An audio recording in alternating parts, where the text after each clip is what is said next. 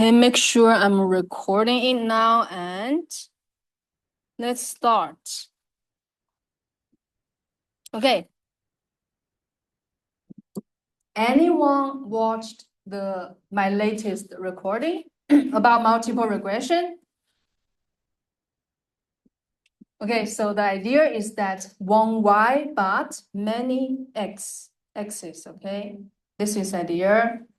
Okay, this is the definition. You may review it later, but today I'm gonna start with here. Partialing out.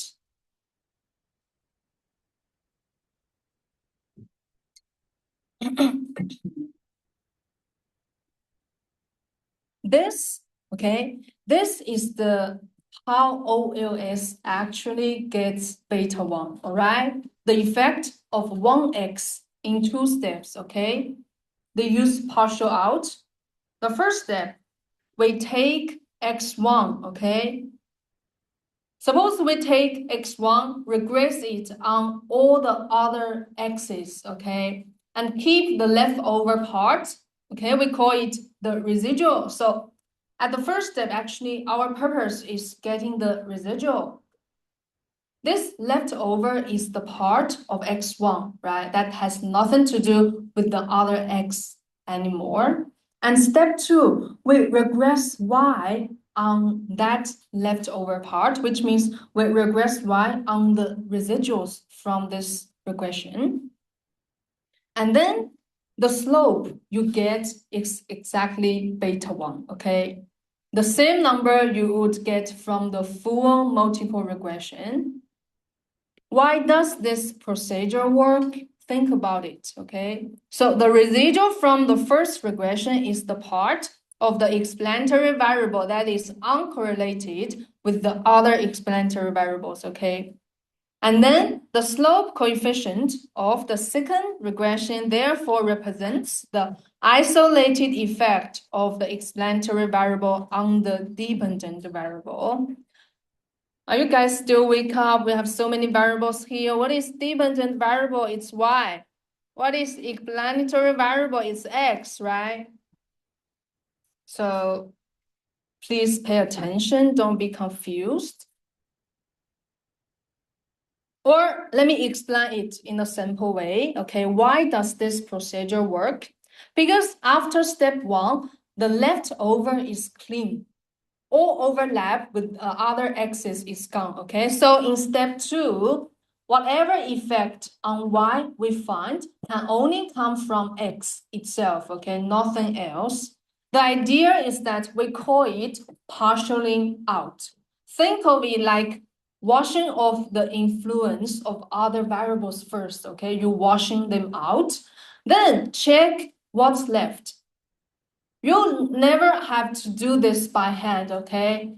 There's no requirement for us to do it by hand because this is the results from our programming, okay? You have to know the concept, how to get that result first, right? And then we're gonna interpret, okay?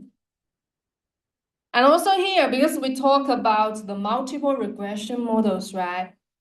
This is why multiple regression can isolate one variable's true effect, even when all the x's are tangled together in real data. Because here we have many x's, right? Okay, this is the idea about partialing out. Next one, R squared, right? It means the goodness of it. It also means how good is our regression, okay? This is what R squared tells us, okay?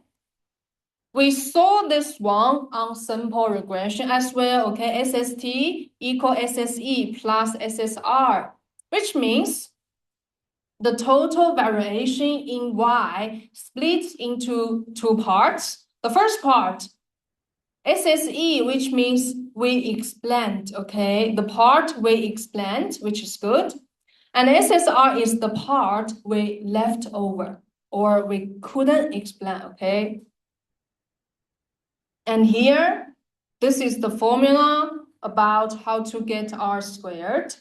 SSE over SST, or 1 minus SSR over SST, okay? Notice that R squared can only increase if another explanatory variable is added to the regression. What does it mean? Another explanatory variable, which means another X, right?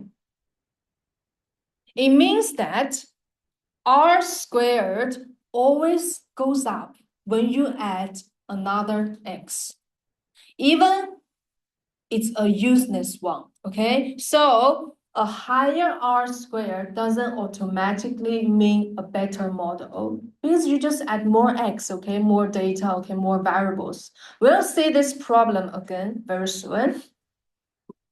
Last formula here, R squared is also just the squared correlation between actual Y and predicted Y, okay? This is the actual Y. Y bar is the actual Y, average Y, right? And here is the predicted Y, which is Y hat, minus Y hat, the average of itself. So R squared is equal to the squared correlation coefficient between the actual and the predicted value of the dependent variable. Okay, same here, dependent variable means Y, right? So let's see if our predictions tracks the real value closely, R squared will be high because the difference between the true one and the predicted one will be small, right? Small, that means our R squared is high. But if prediction looks like random noise, it's a noise, R squared is close to 0.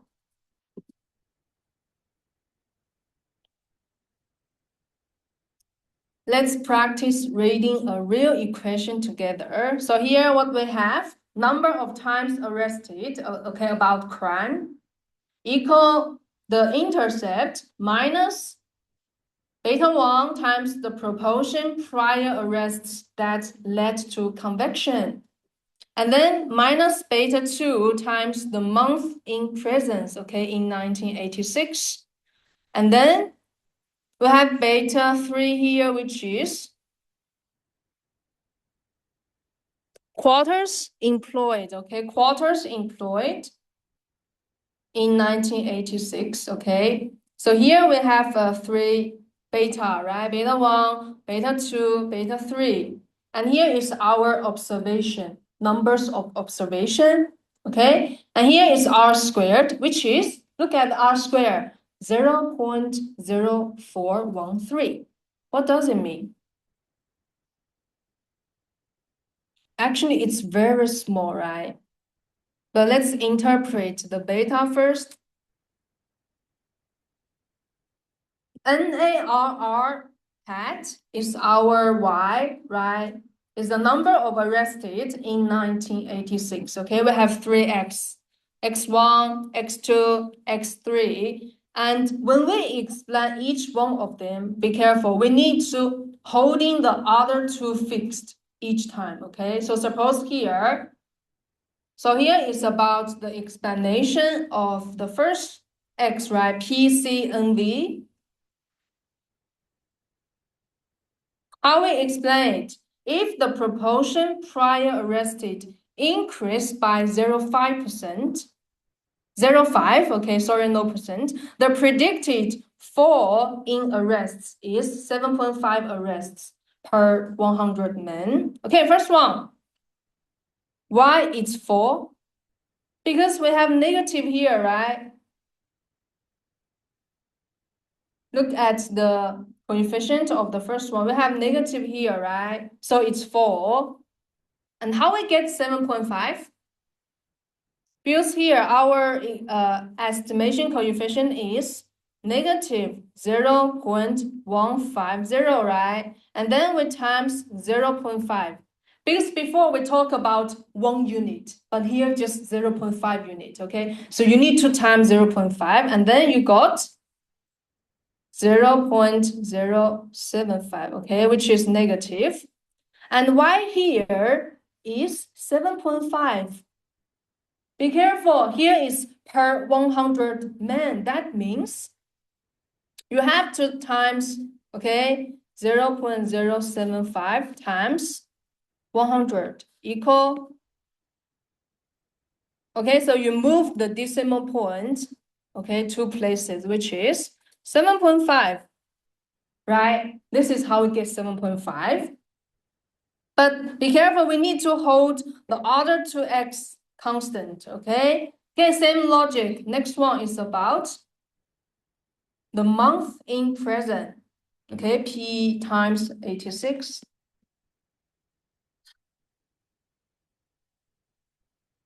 See here, if the month in present increase from 0 to 12, the predicted fall in arrests is 0.408 arrests for a popular man. Okay, so here, fall again.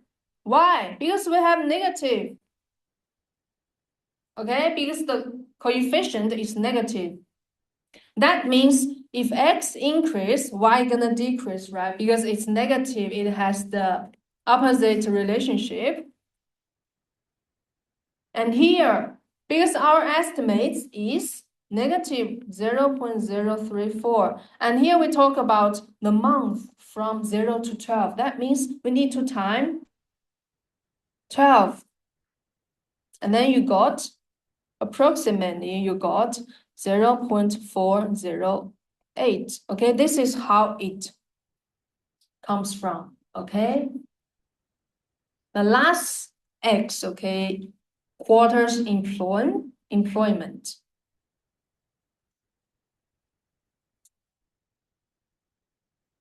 See, if the quarters employed increase by 1 unit, the predicted fall in arrests is 10.4 arrests per 100 men. How does it come? Why? So here we have 4 again, because we have negative here, okay? And let's see how we get 10.4. Let me write it here. This is our beta 1. This is our beta 2. Actually, hat, okay? Hat. And then beta 3, hat. Okay, how we get it? So negative 0.104 times 100. Because here is 100 men. It's not 1. So here is 10.4. Okay, this is how 10.4 comes from. Now let's look at the R squared. 0.0413, very low, which means only 4%. But don't worry, this is normal. Why? Okay, so this is about arrest records, which is about crime, okay? So in the reality, crime depends on many things we can't measure. Suppose family, personality, peers, okay? Those kind of factors that we cannot measure, and they are not in this model, right?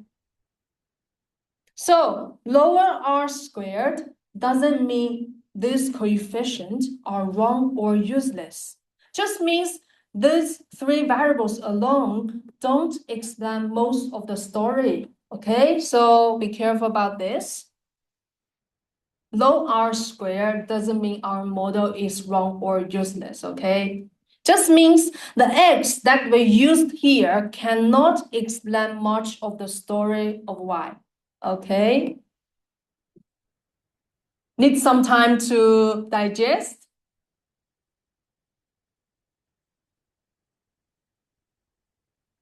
Okay, so here, the same model, but here we add one more variable, which is here, average sentence in prior conviction.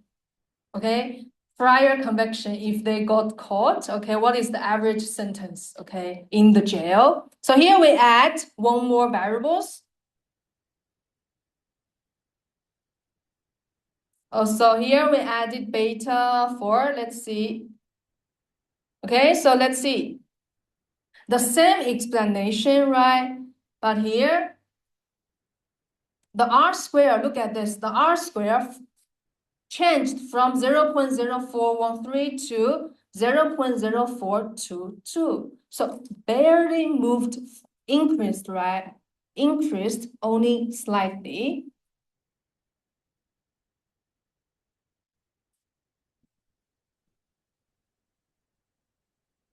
Okay, remember R square always goes up when you add a variable. Because here we added one more variable, which is average sentence, right? So our R squared increased a little bit. But here, it's almost nothing. So it means that this variable we just added in isn't really helping explaining arrests, okay?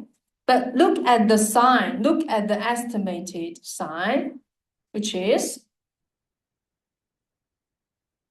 positive 0.0074. It's positive. Longer, that means longer past sentences go with more arrests, okay? Not fewer because it's positive, okay? That means more. That's the opposite of what we'd expect. The question mark on the side, okay, here's the question mark.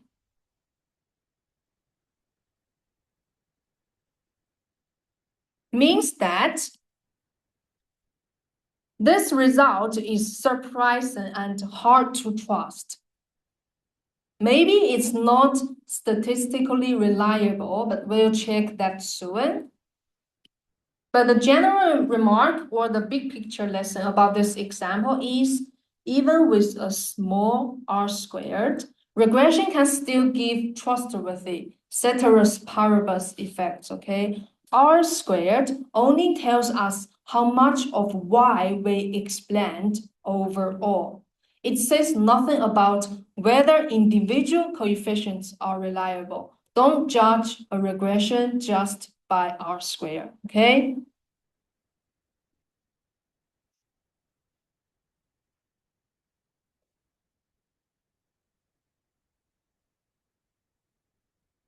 Are you familiar with those assumptions?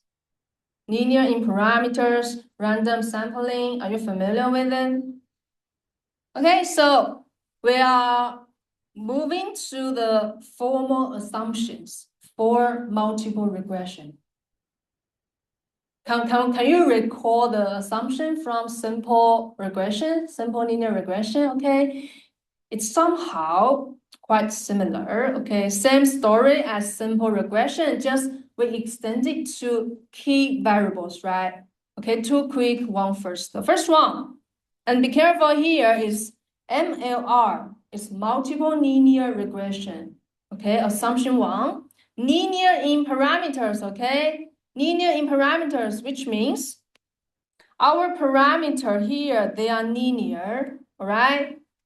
In the population, the relationship between y and the explanatory variable is linear. The relationship between y and x is linear, same as before. The second one, random sampling. Okay, don't forget, random sampling is very crucial, okay?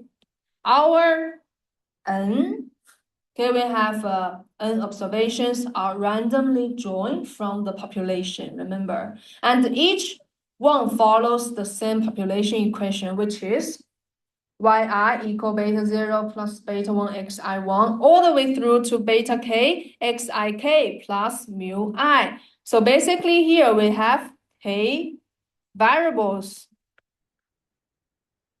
That's why we have k here.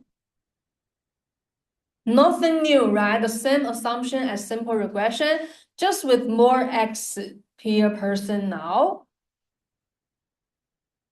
Next one. Assumption 3 is the one that actually new and important for multiple regression. Let's see here. No perfect collinearity, okay? What does it mean?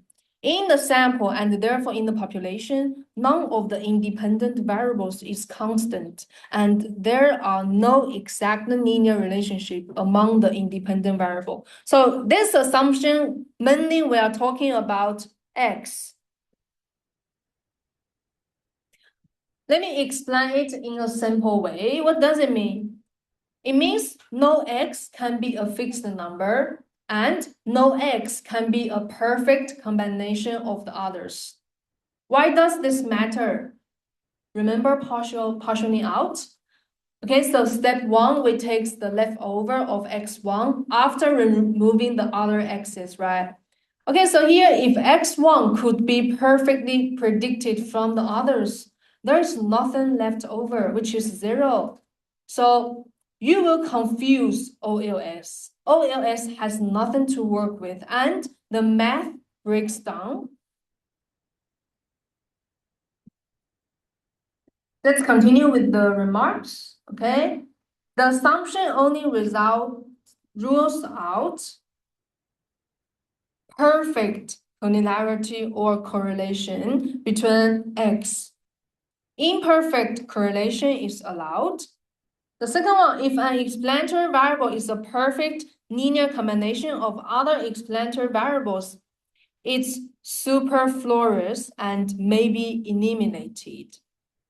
It means that if one X is an exact combination of others, just drop it, it's redundant. Third point, constant variables are also ruled out, okay, collinear with intercept. Okay, a constant variable is also banded. It carries no information, same problem as the intercept.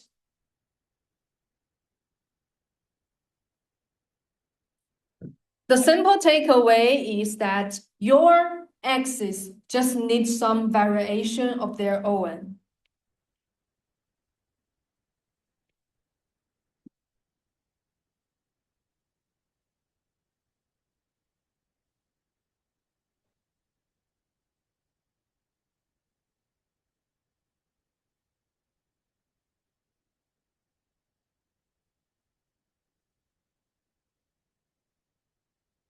Separate from each other.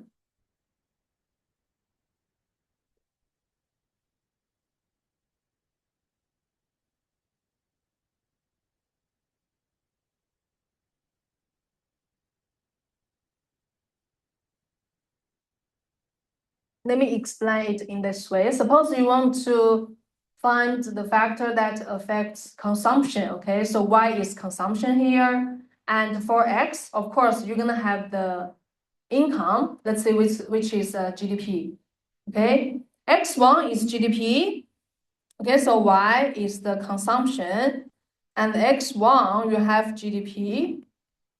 Okay, so here, suppose I use the what is related to GDP? GNP. How about this?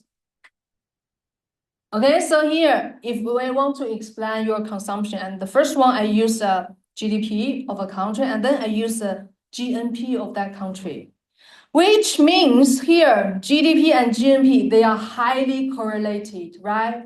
Basically, they are talking about the same thing, right? The product. So you cannot use, okay? You must choose one and drop the other. So here, I'm gonna drop X2, okay? Because they're perfectly correlated, perfectly collinear. This is a simple idea about this assumption. Okay, let's see the example here.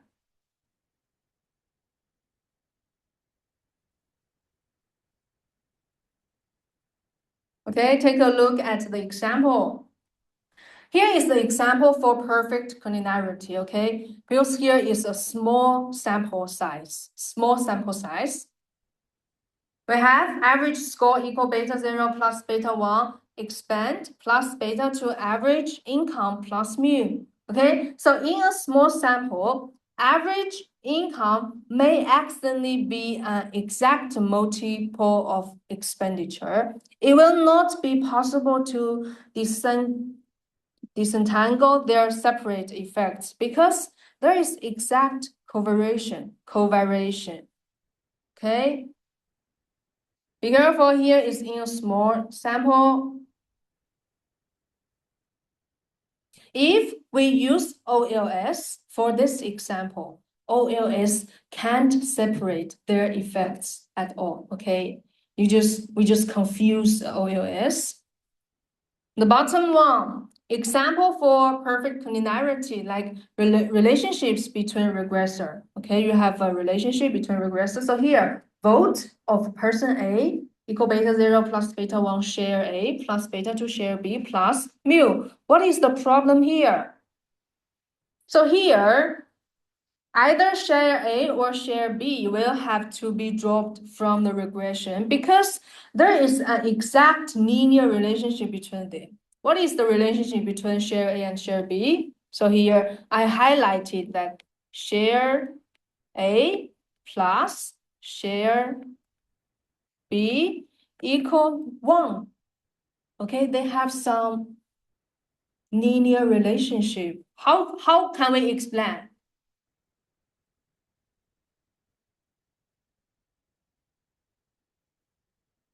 Okay, so suppose A and B here are two candidates, right? Suppose one candidate gets 60%.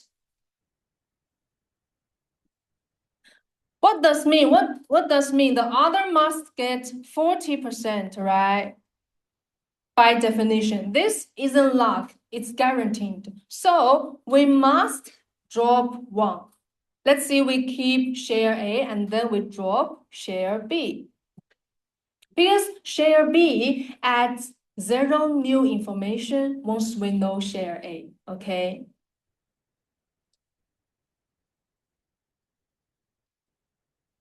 So far, so good?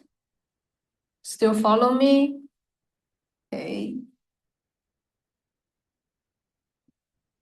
Next one, assumption 4. 0 conditional mean. What does it mean? We saw it before, right? It means that our mu must have nothing to do with any of our x, okay? The value of the explanatory variables must contain no information about the mean of the unobserved factors, okay? X, this is our x-axis, and here is our mu. Why it matters? In a multiple regression model, the 0 conditional mean assumption is much more likely to hold because fewer things end up in the error term, right? Because we added more x's in our model, so this one is easily to hold compared with the simple linear regression. Okay, so here, if mu is related to an x, OLS gets confused. Okay, can't tell if that x really causes y or just moves together with something hidden in mu. Then our estimate is biased. But the good news is that in multiple regression, this one is easier to satisfy because we move more things directly into the model instead of leaving them in mu. Example here, average test score, right? We have average test score equal beta 0 plus beta 1 expand plus beta to average income plus mu. Okay, so here, if average income was not included in the regression, it would end up in the error term, right? Suppose we drop this one. This is x2. Suppose we drop it.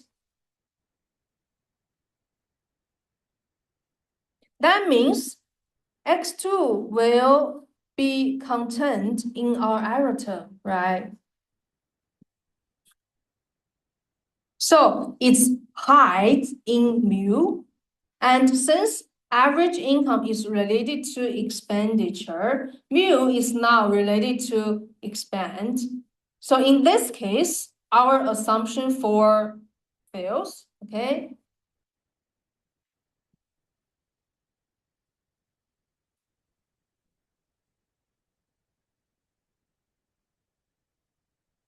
if we drop average income, our assumption for gonna fail here, okay?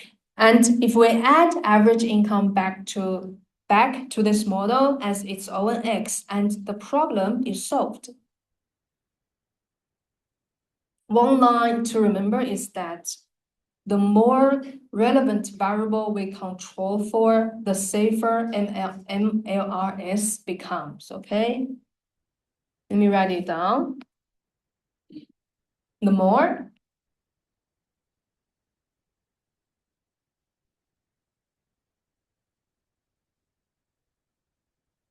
relevant x we control for, the safer MLR4.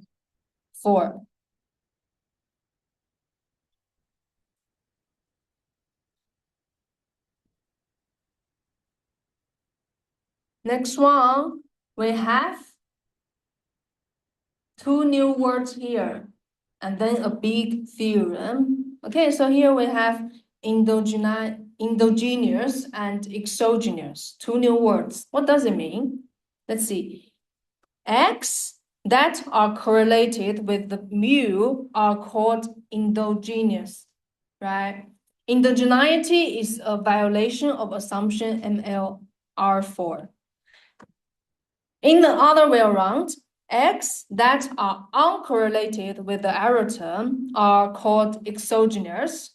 And in this case, MLR4 holds if all explanatory variables are exogenous, okay? Exogeneity is the key assumption for a causal interpretation of the regression. So for unbiasedness of the OLS estimator, let me help you. So we have endogenous and exogenous. Endogenous means X correlated with mu. Exogenous means X uncorrelated.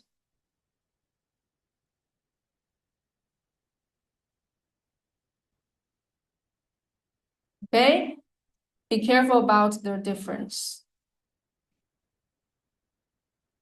Or exogenous means clean. And endogenous means contaminated.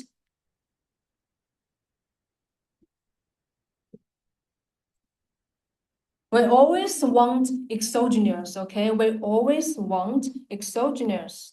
We don't want endogenous, we want exogenous, okay? Two more new terminologies for you, okay? And then we have our theorem, same as before, unbiasedness of OLS.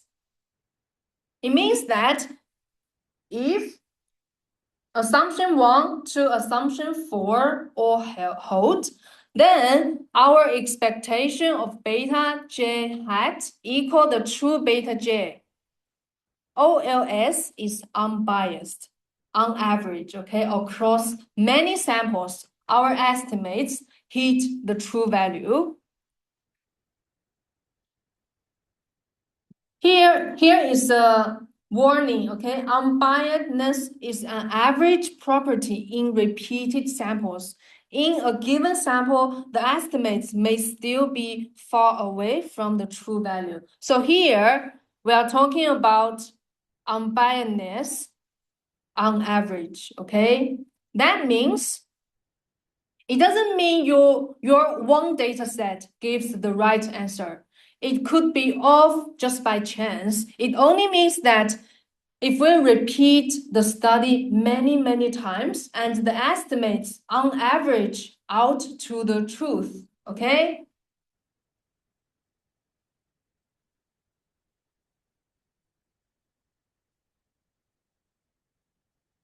Next one, and there are two practical questions. What if we add a variable that we didn't need into our model? And then what if we forget one we did need? Okay, so let's see the first one. Including irrelevant variables in a regression model. So here, suppose x3 here is the irrelevant variable, which means the beta3 equals 0 in the population, okay? It doesn't have any effect on y because the beta3 equals 0. The good news is that no bias. Our expected beta3 hat equal to the true beta3, which is 0, okay? So here, OLS correctly finds it's near 0, and beta1, beta2, they stay unbiased, okay? But the cost is that it slightly increases sampling variance. Okay, the cost here, if you add irrelevant variables into your model, what is the cost?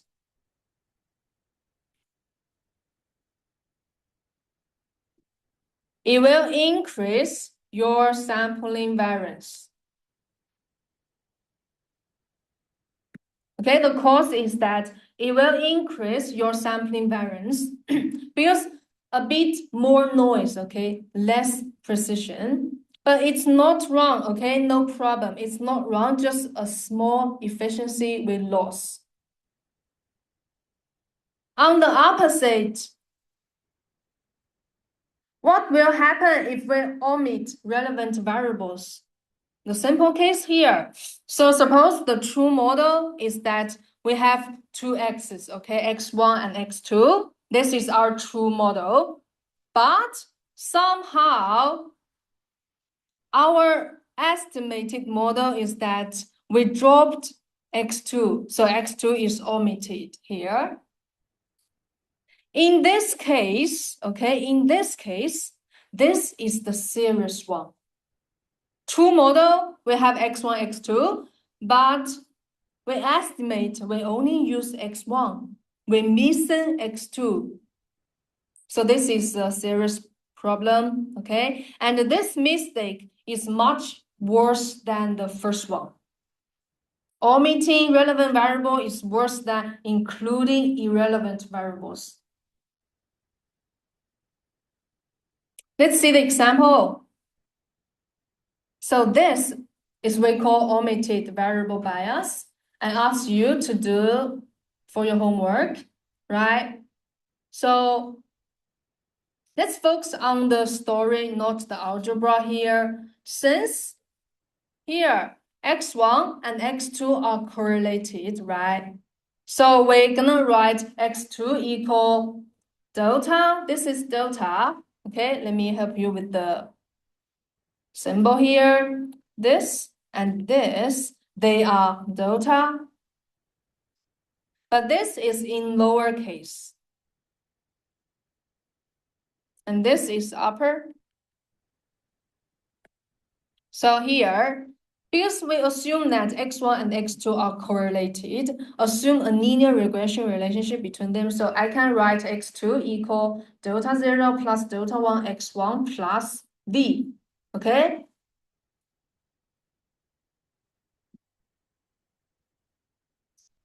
And then we substitute this into the true model.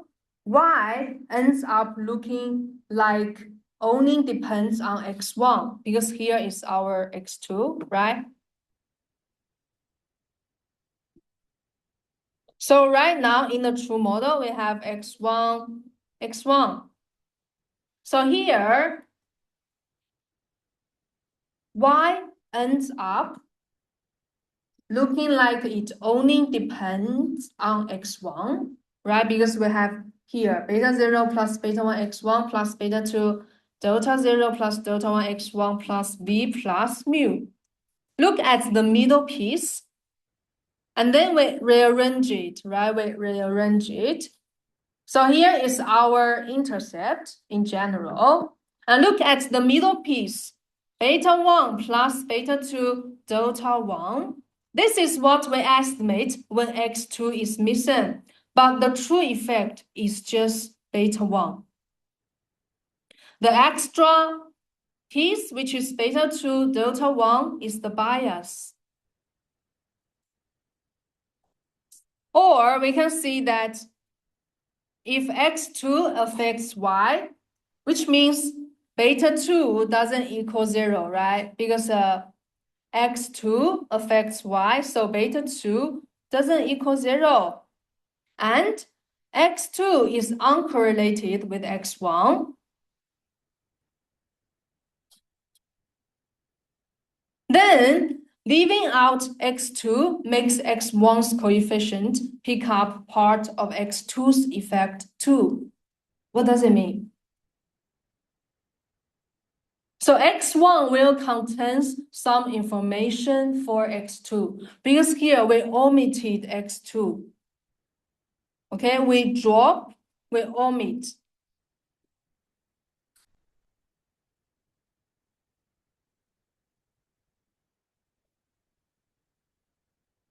So the conclusion is all estimated coefficients will be biased. The lesson here, okay, let me repeat. When you omitted a relevant variable, also a correlated variable, every coefficient in the model becomes biased, not just the one connected to the missing value, okay? So that's why, like I mentioned before, you omitted relevant variable is worse than you include an irrelevant variable, okay? So try to put as many as x you can, okay? Don't omit it, any one of them.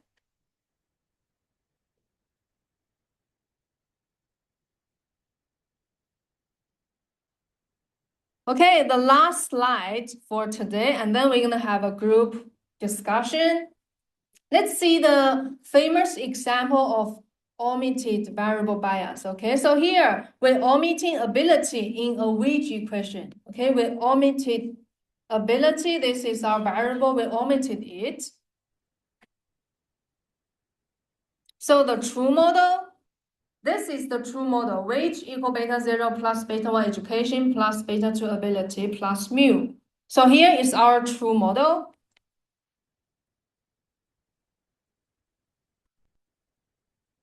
It means that wedge depends on education and ability, but ability is hard to measure, so most studies leave it out, right?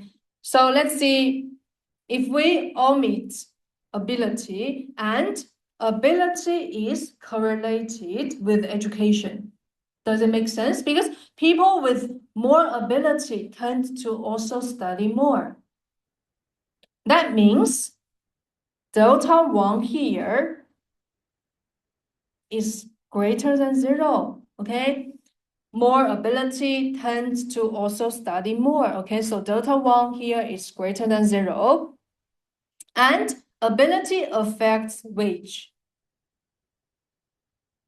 So in the true model, ability affects wedge, which means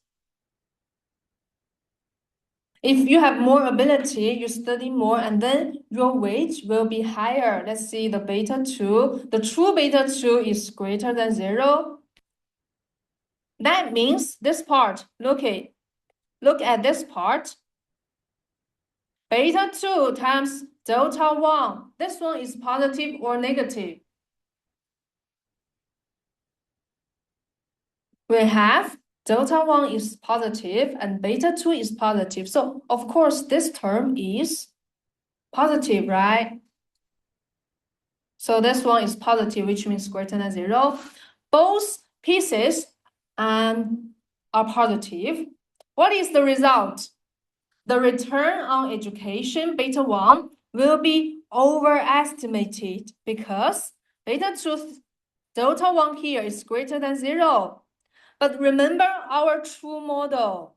Our true model here, beta 1, education's coefficient is beta 1 alone, right? But if we omitted ability, so here gonna be the estimated coefficient for education, which is beta 1 plus beta 2 delta 1. And also because beta 2 delta 1 is greater than 0, so that means beta 1 plus beta 2 delta 1 is bigger than beta 1 itself. This is why we call beta 1 will be overestimated, right? It will look as if people with many years of education earn very high wages, but this is partly due to the fact that people with more education are also more able to, on average, because we omitted ability here.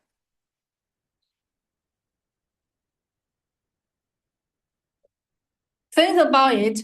High education people earn more partly because they are also more able, okay? Not purely because of the extra schooling. When is there no bias? When is there no omitted variable bias?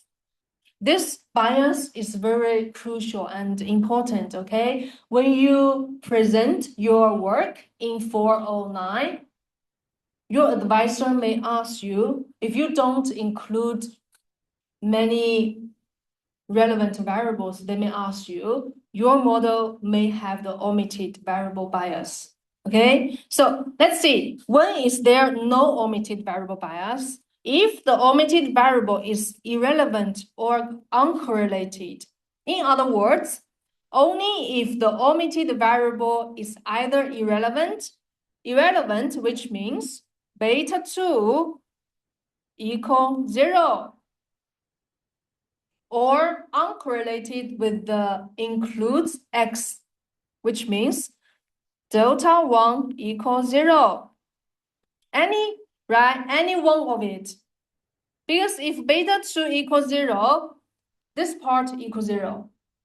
Another thing, if delta 1 equals 0, this part equals 0 as well, okay? So only if the omitted variable, the variable that you forgot to put in the model, is irrelevant or uncorrelated, okay? Your model is no omitted variable bias.